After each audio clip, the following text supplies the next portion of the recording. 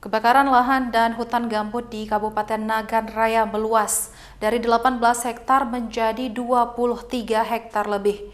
Meluasnya kebakaran lahan gambut yang berkedalaman 3 meter ini akibat kemarau panjang dan minimnya sumber air untuk memadamkan api.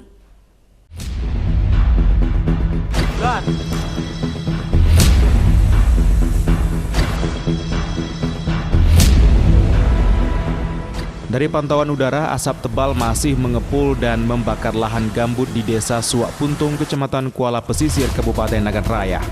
Kebakaran lahan gambut yang tak jauh dari pusat kota ini telah terjadi selama 4 hari terakhir dan hingga kini belum bisa dipadamkan. Petugas gabungan dari BPBD TNI Polri dibantu warga terus berupaya memadamkan api.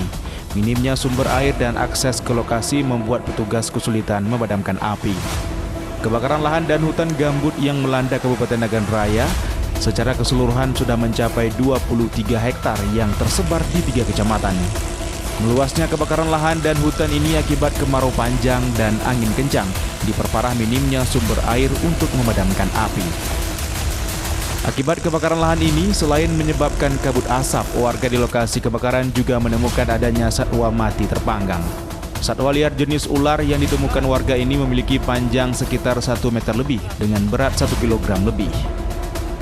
Terpaksa kita harus mencari titik air walaupun jarak sampai 500 meter dengan titik api, ya kita berusaha semaksimal mungkin semampu kita bersama tim gabungan. Jadi hanya kita bisa memfungsikan mesin pompa air gitu. Jadi kebakaran lahan yang terjadi di Kabupaten Nagan Raya ini diduga sengaja dibakar untuk membuka lahan baru perkebunan kelapa sawit. Hingga kini petugas gabungan masih berupaya memadamkan titik-titik api yang mudah terjangkau dengan mesin pompa portable. Dari Kabupaten Nagan Raya, Absah Ainus melaporkan.